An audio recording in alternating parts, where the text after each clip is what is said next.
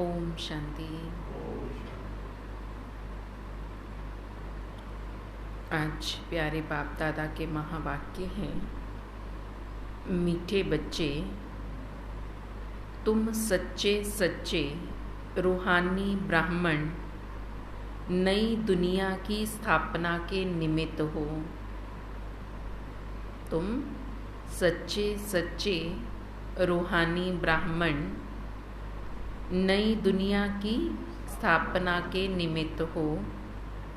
तुम्हें अपना अश्व इस यज्ञ में स्वाहा करना है। क्या?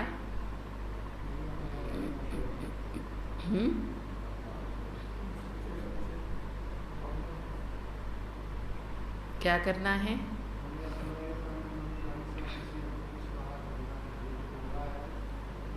बाबा ने कहा तुम्हें अपना अश्व माना ये शरीर इस यज्ञ में स्वाहा करना है। प्रश्न है, अवस्था को स्थायी अचल बनाने का साधन क्या है? हमारी अवस्था स्थायी व अचल व एक रस कैसे बन सकती है, उसका साधन क्या है?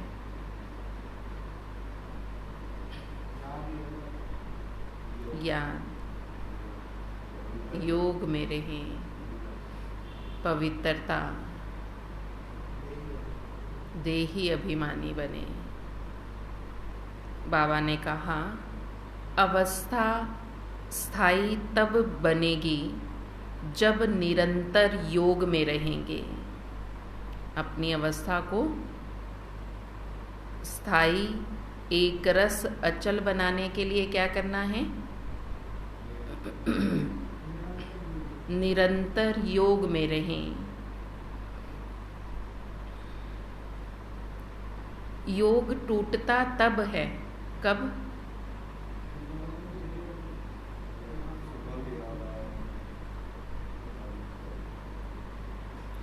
योग टूटता तब है जब किसी में ममत्व है। इसलिए नष्टो मोहा बनो। योग टूटता तब है जब किसी में ममत्व होता है। इसलिए बाबा कहते नष्टो मोहा बनो, बुद्धि को पवित्र बनाओ। ज्ञान की धारणा भी पवित्र बुद्धि में ही होती है।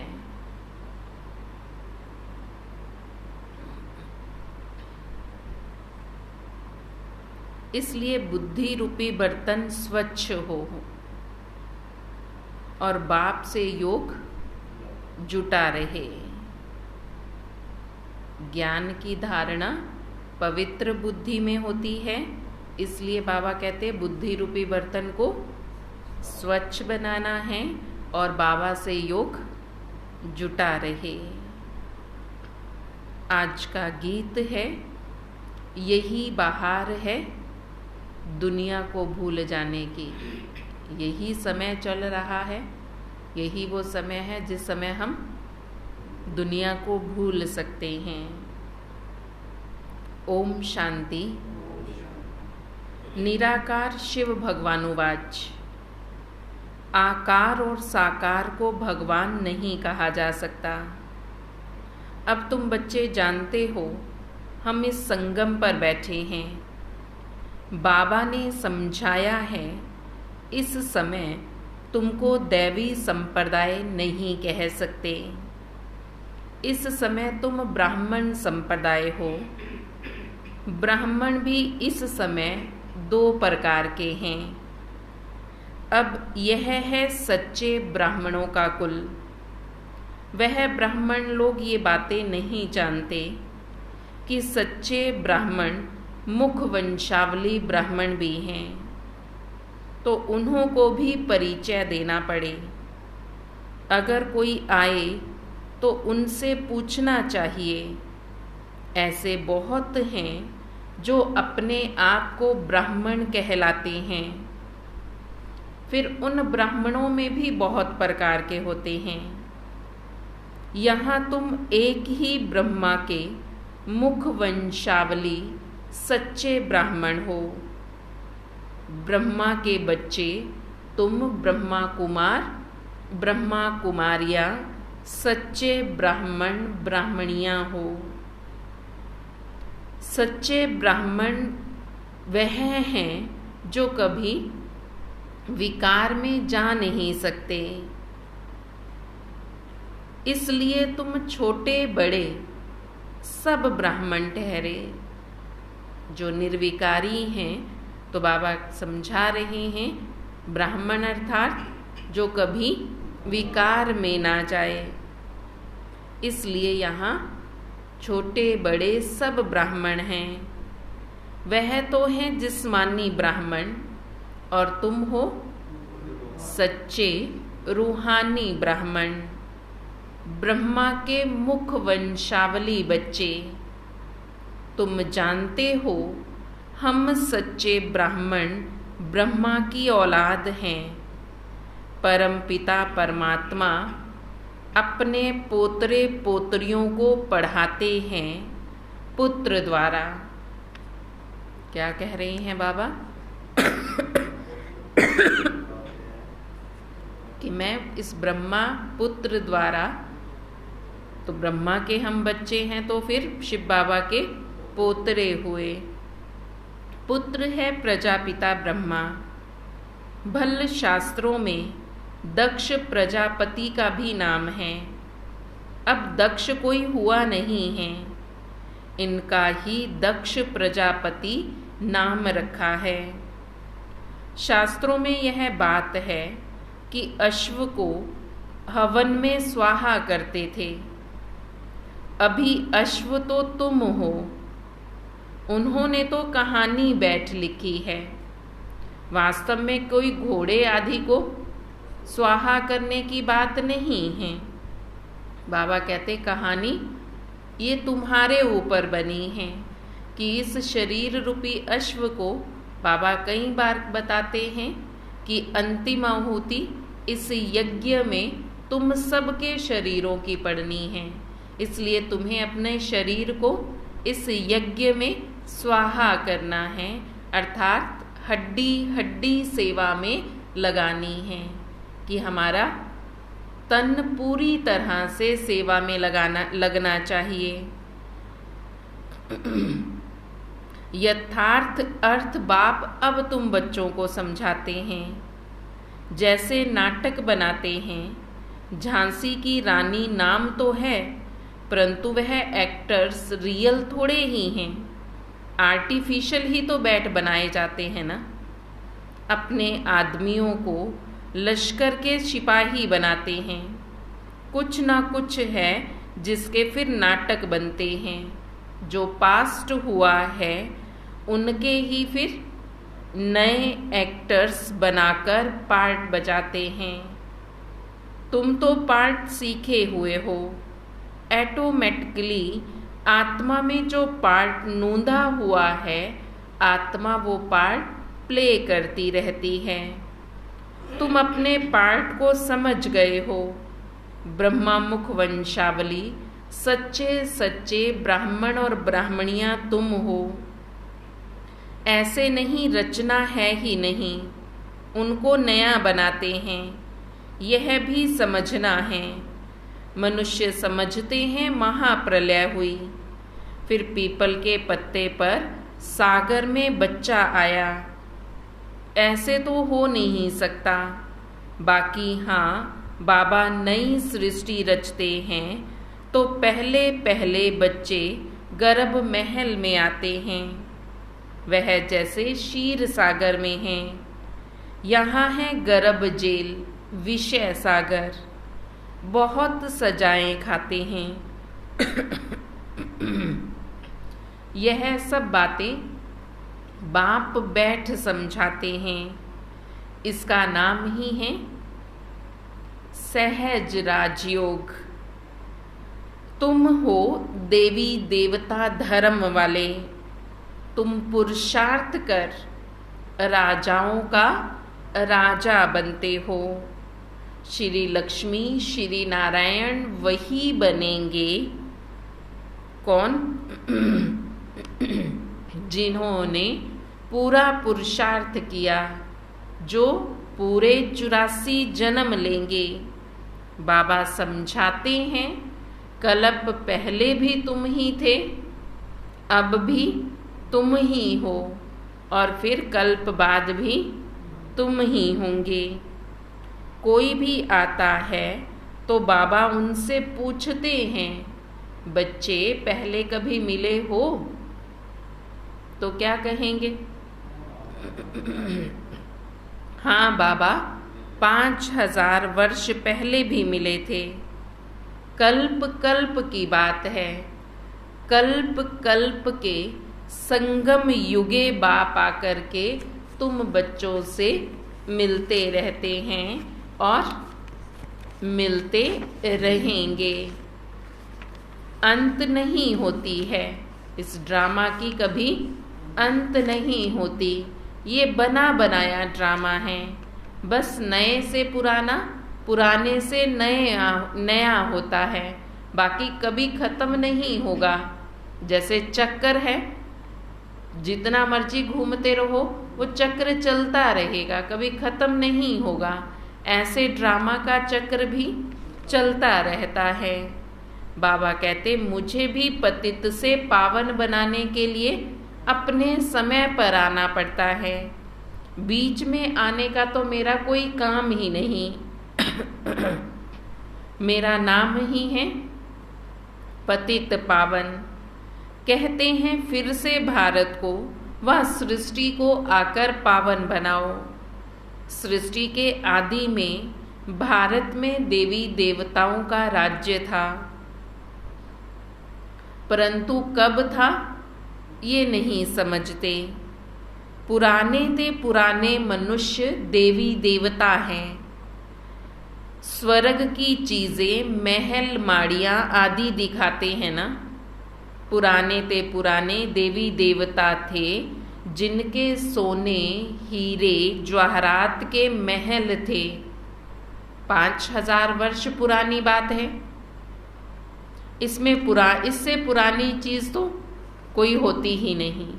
5000 वर्ष पुरानी बात बाबा बता रहे हैं। बाबा कहते हैं इससे पुरानी कोई चीज नहीं होती और ना ही इससे पुरानी कोई बात हो सकती है, क्योंकि चक्र ही 5000 वर्ष का है। सबसे पुराने ते पुराने श्री लक्ष्मी श्री नारायण नहीं है तो कौन है? श्री कृष्ण और श्री राधे को कहेंगे, क्योंकि बचपन तो उनका है ना। वो तो फिर थोड़े बड़े हुए तो थोड़े कम पुराने हुए, तो सबसे पहले राधे कृष्ण आते हैं। तो इसलिए बाबा कहते सबसे पुराने ते पुराने राधे कृष्ण हैं। लक्ष्मी नारायण से पहले राधे कृष्ण है ना। श्री कृष्ण है स्वर्ग का पहला बच्चा। आत्मा भी प्योर और शरीर भी प्योर नंबर 1। मुख्य प्रिंस प्रिंसेस है ना। बाबा कहते मैं एक ही मुसाफिर हूँ। कहाँ का मुसाफिर हूँ? परम धाम का। तुम जानते हो परम धाम अर्थात निर्वाण धाम का मुसाफिर हूँ। मुसाफिर तो आत्मा भी है, लेकिन तुम आत्माएं 84 जन्म लेती हो और मैं एक ही बार आता हूँ। मैं आत्मा एवर प्योर हूँ। फिर तुम हो मेरी सजनियाँ, तुम काली हो गई हो। अब हम तुम्हारी आत्मा को गोरा बनाता हूँ, खाद निकालते हैं। एक मुसाफिर तुम सबको हसीन बनाते हैं। कैसा मोस्ट बिलवड मुसाफिर है। स्वर्ग में तो नेचुरल शोभा रहती है। कितने खूबसूरत देवताएं हैं। अभी तुम ब्राह्मणों का यह पुराना शरीर है। तुम हसीन से काली बन जाती हो और मैं मुसाफिर तुम्हें आकर काले से गोरा अर्थात फिर से हसीन बनाता हूँ। मैं इस पुरानी काली सजनी में प्रवेश करता हूँ और इसमें आकर तुम सबको भी गोरा बनाता हूँ। इसके सहित सबको गोरा बनाता हूँ। बाबा कहते सबकी आत्माएं काली हो गई हैं, तो मैं भी जिसमें आता हूँ वो भी तो काला है ना। तो बाबा कहते मैं हसीन मुसाफिर इस काली सजनी में आता हूँ और आकर इसके सहित तुम्हें गोरा बनाता हूँ। एक मुसाफिर आकर कितनों को हसीन बनाते हैं। मुसाफिर का अर्थ भी तुम समझते हो। जब तुम श्रीमत पर चलते रहेंगे तब ही तुम हसीन बनेंगे। तुम आत्मा में खाद पड़ने से आत्मा काली बन गई। अब खाद निकलेगी कैसे? मेरे साथ योग लगाने से। उसी योग अग्नि से खाद भस्म हो जाएगी। यथार्थ बातें तुम बच्चे समझते हो। बाबा तुम्हें समझाते बहुत हैं, परंतु तुम भूल जाते हो, क्योंकि तुम्हारा योग ठीक नहीं, नष्टो मोहा नहीं बने हो। बाप तो एवर प्योर अर्थात पवित्रता का सागर है।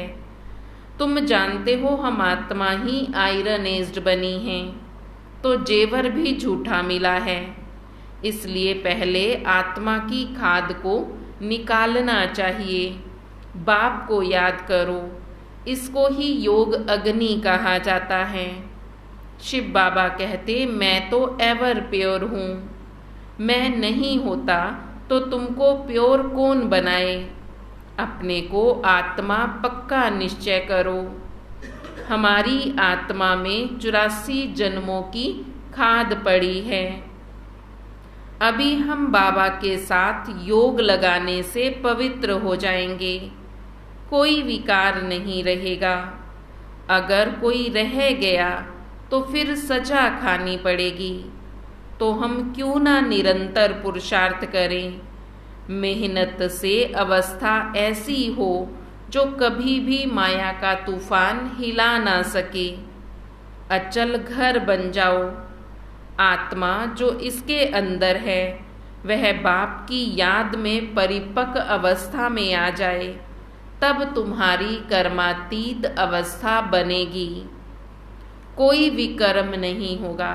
जब कर्मातीत अवस्था हो जाएगी तो बाबा कहते विकर्म नहीं होगा।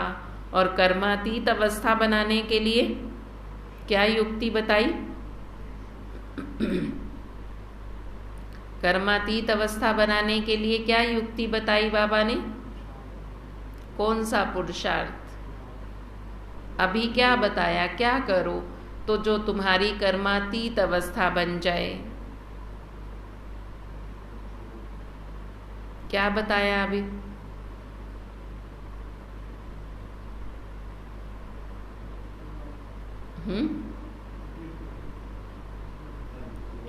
अभी 2 बार रिपीट करने के बाद मैंने पूछा है, इसीलिए यही देखने के लिए कि सब आंखें बंद करके बैठे हैं, सो रहे हैं।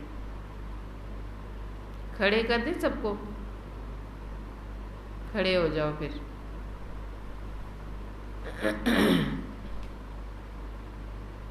खड़े होके मुरली सुनो। बाबा ने कहा बाबा की याद में अपनी अवस्था परिपक्व बनाओ। परिपक्व एक रस अवस्था जब बन जाएगी तब कर्मातीत बनेंगे। और कर्मातीत अवस्था वाले फिर कोई भी कर्म नहीं करेंगे, क्योंकि आत्मा पवित्र हो जाएगी। मेहनत है ना, मेहनत है। परमपिता परमात्मा का भी पार्ट है, इसलिए उनको याद करो कि वह कैसे आकर पढ़ाते हैं। सो तो प्रैक्टिकल में होगा ना। भगवान ने पढ़ाया था 5000 वर्ष पहले। बरोबर प्राचीन भारत का राजयोग बाप ही आकर सिखाते हैं। बच्चे जानते हैं यह प्राचीन राजयोग है। इसलिए बाबा कहते मुझे याद करो, इसमें ही मेहनत है। सारी याद की बात है। बाबा फरमान करते हैं, बैठ जाओ। बाबा फरमान करते हैं क्या?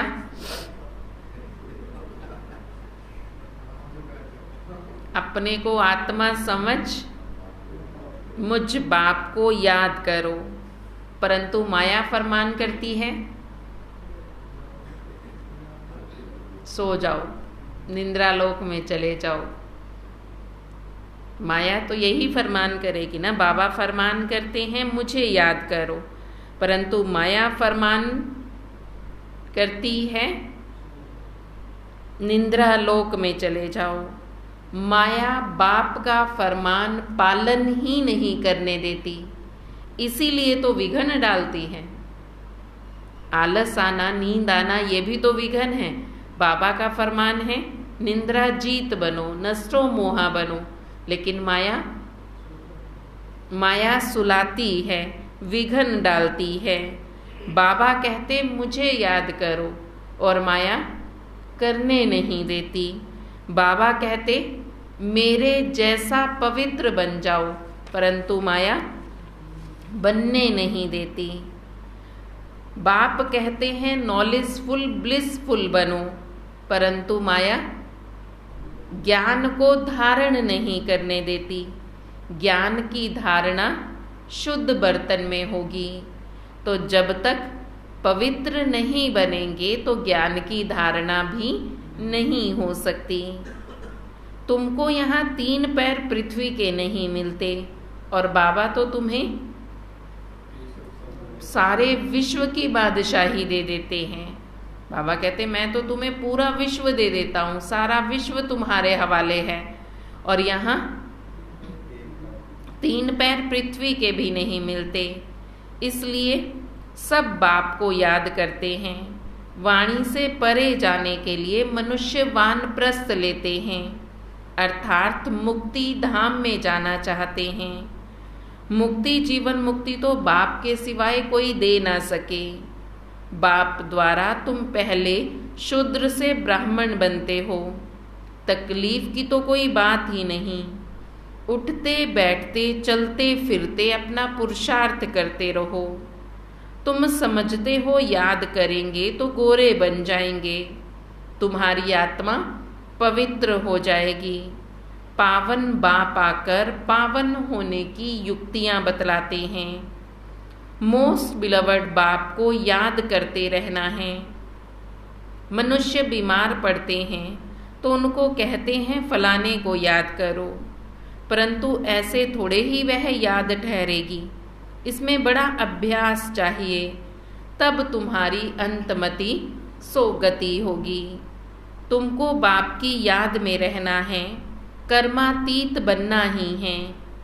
योग से विकर्मों को भस्म करेंगे तो वह सजाएं नहीं खाएंगे। योग में नहीं रहेंगे तो सजा खाकर मुक्ति धाम में जाएंगे। योग से ही सजाओं से मुक्त हो सकते हैं। अगर योग में नहीं तो घर तो जाएंगे, लेकिन सजा खाकर। इसमें भी नंबरवार है। तो गोरा मुसाफिर है, एक शिव बाबा। मुसाफिर तो तुम सभी आत्माएं हो, लेकिन तुम सभी अब काले हो गए हो। मैं आकर के फिर तुमको गोरा बनाता हूँ। कितनी दूर से आत्मा इस सृष्टि पर पार्ट बजाने आती है। जैसे वह एक्टर घर से आते हैं पार्ट बजाने। यह रावण का पराया देश है।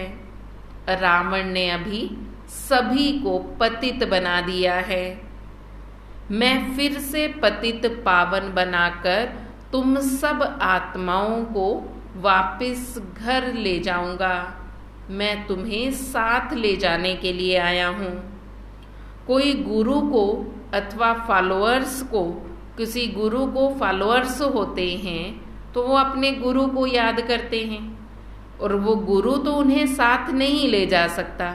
लेकिन मैं गारंटी करता हूँ कि मैं तुम आत्माओं को अपने साथ लेकर जाऊंगा। वह खुद ही नहीं जा सकते, उन्हें खुद ही रास्ता नहीं पता, तो बाकी अपने फॉलोअर्स को कैसे लेकर जाएंगे। वह तो कह देते हैं आत्मा ज्योति ज्योत में समा गई, लेकिन ज्योति में ज्योत समाती नहीं है। आत्मा इमॉर्टल है, टुकड़ा टुकड़ा नहीं होती। शरीर मरता है, जलता है, आप घात भी करते हैं। एक दो में कुछ हुआ, आश पूरी नहीं हुई तो दोनों मिलकर डूब मरते हैं। उनको जीव घाती महापापी कहा जाता है। आत्मा घाती नहीं, क्योंकि शरीर का विनाश हुआ। आत्मघात महापाप शास्त्रों में लिखा है, लेकिन बाबा कहते आत्मा का घात तो कोई कर ही नहीं सकता। मारते तो सब शरीर को हैं, इसलिए जीव घात कहा है। और ये महापाप है, खुद भी मरते हैं, दूसरों को भी मार डालते हैं। तो इसलिए बाबा कहते अब मैं तुम्हें सच्चा रास्ता दिखाता हूँ। जितना बाबा को याद करेंगे उतना तुम्हारी बुद्धि शुद्ध होती जाएगी, पवित्र बन जाएगी। और शुद्ध बुद्धि में ही ज्ञान की धारणा होती है। भल कोई कितनी भी अच्छी मुरली चलाने वाला हो, परंतु माया ऐसी है जो एक थप्पड़ से ही खलास कर देती है। आज कहते हम बहुत अच्छी मुरली चलाते हैं, तो यह भी अभिमान है। ये कहना भी बाबा कहते अभिमान है। क्या? कि हम बहुत अच्छी मुरली सुनाते हैं। परंतु माया भी कम नहीं है, माया की भी बॉक्सिंग चलती है, वह भी फिर थप्पड़ मार देती है। आज मुरली चलाते हैं, अभिमान आया, हमने बहुत अच्छी मुरली सुनाई, तो फिर बाबा कहते माया पास ही खड़ी सुन रही है, तो फिर वो जोर से घूसा मार देती है, थप्पड़ मार देती है, जो एकदम गिर पड़ते हैं। यह युद्ध स्थल है ना, युद्ध का मैदान है। शास्त्रों में तो क्या क्या बैठ दिखाया है। बाप तुम बच्चों को समझाते हैं, वास्तव में तुम्हारी युद्ध है माया के साथ। रात दिन का फर्क है। उन्होंने जो युद्ध दिखाई और बाबा जो युद्ध हमें समझा रहे हैं, उसमें बाबा कहते कितना फर्क है, रात दिन का फर्क है। इस समय के लिए ही कहा जाता है ये ज्ञान प्रायलोप हो गया, देवी देवता धर्म प्रायलोप हो गया। बाकी अब सिर्फ जड़ चित्र हैं। तुम शिव के मंदिर में जाएंगे तो झट कहेंगे यह शिव बाबा का मंदिर है। ब्रह्मा के मंदिर में जाएंगे तो कहेंगे ये दादा का है। यह जगदम्बा मम्मा का मंदिर है। नीचे राजयोग की तपस्या कर रहे हैं और ऊपर वैकुंठ का यादगार है। नहीं तो भला कहाँ दिखावें। बाबा कहते मंदिर में ही एक्यूरेट यादगार है कि नीचे तपस्या कर रहे हैं और ऊपर वैकुंठ का यादगार है। नहीं तो फिर कैसे दिखाएंगे। कोई मरता है तो कहते हैं वैकुंठ गया, तो उन्होंने वैकुंठ ऊपर में बना दिया है। यादगार ड्रामा अनुसार पूरा है। बाबा और मम्मा कामधेनु बैठे हैं। उन्होंने फिर गऊ समझ लिया। गऊ को फकीर लोग लेकर निकलते हैं, तो यह कामधेनु और कपिल देव पास कामधेनु रहती है। कहानियाँ बहुत हैं। बाबा कहते ये कहानियाँ सब इस समय की तुम बच्चों के ऊपर बनाई हैं। अब देखो इस ब्रह्मा कपिल देव के पास तुम सब कामधेनु कितनी सारी गैयाँ हो। शिव बाबा कहते हम मुसाफिर हैं। यह ब्रह्मा ऐसे नहीं कहेगा क्या कि मैं मुसाफिर हूँ। शिव बाबा कहते हैं मैं मुसाफिर हूँ, मैं परम धाम से आया हूँ तुम्हें हसीन बनाने। इस बाबा ने बीच में क्या कहा, काली सजनी में आता हूँ, पर ये नहीं कह सकता मैं मुसाफिर हूँ। शिव बाबा कहते हैं मैं मुसाफिर एवर प्योर हूँ। यह अपवित्र विकारी दुनिया है और मैं तुम्हें पवित्र निर्विकारी दुनिया में ले जाने के लिए आया हूँ। उसके लिए तुम्हें पूरा पवित्र बनना पड़े। बगैर पवित्रता के पवित्र निर्विकारी दुनिया में जा नहीं सकते। ये सब बातें बाप बैठ समझाते हैं। आत्माएं हैं निराकारी दुनिया की रहने वाली। यहाँ सब आत्माएं पाठ बजाने आती हैं। ये सृष्टि कर्म क्षेत्र है। परम धाम को कर्म क्षेत्र नहीं कहा जाता, इसको नाटक कहते हैं। इस नाटक में भारत पहले हीरे तुल्य था और अब वही भारत कौड़ी तुल्य बन गया है। भारत में ही तो वर्ण है ना। अभी तुम ब्राह्मण वर्ण में हो, फिर देवता वर्ण में जाएंगे, फिर क्षत्रिय वर्ण में, फिर वैश्य वर्ण में, फिर शूद्र वर्ण में आते हो। अब तुम्हारे 84 जन्म पूरे हुए। अब तुम शूद्र वर्ण से ब्राह्मण वर्ण के बनते हो। सभी धर्मों के 84 जन्म नहीं होते। 84 जन्म तो सिर्फ देवी देवता धर्म के हैं। कितनी बातें मीठे मीठे सिकिलदे बच्चों को बाबा समझाते हैं। बच्चे जानते हैं कल्प कल्प पढ़ते आए, पुरुषार्थ अनुसार ही ट्रांसफ़र होंगे। जैसे स्कूल में ट्रांसफ़र होते हैं ना, तुम भी नंबरवार जाकर राजाई करते हो। सिर्फ बाप का बन बाप को याद करो। बाप को तो घड़ी घड़ी याद करो, नहीं तो विकर्म विनाश कैसे होंगे। घड़ी घड़ी अपने से बातें करनी हैं। हम आत्मा तो इमॉर्टल हैं। बाबा ने फरमान किया है, मुझे याद करो तो तुम्हारे विकर्म विनाश होंगे।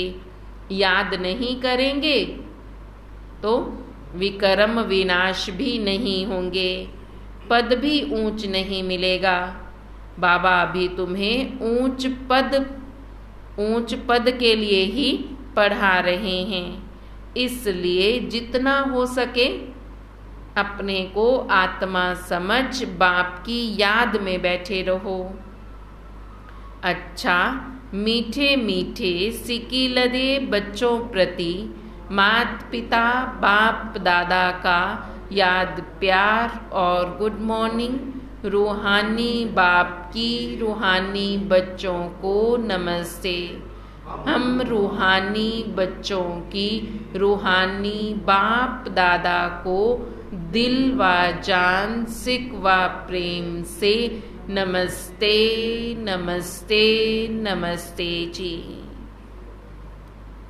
धारणा के लिए मुख्य सार है, योग अग्नि से विकर्मों की खाद भस्म कर गोरा बनना है।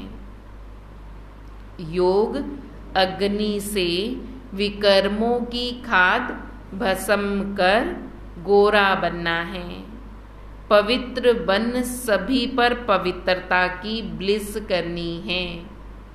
पवित्र बनना है और सभी पर पवित्रता की ब्लिस करनी है। स्वयं को ऐसा अचल घर बनाना है जो कोई भी विकर्म ना हो। स्वयं को ऐसा अचल घर बनाना है जो कोई भी विकर्म ना हो। याद की मेहनत से अपनी अवस्था परिपक्व बनानी है। याद की मेहनत करनी है और उससे अपनी अवस्था को परिपक्व बनाना है।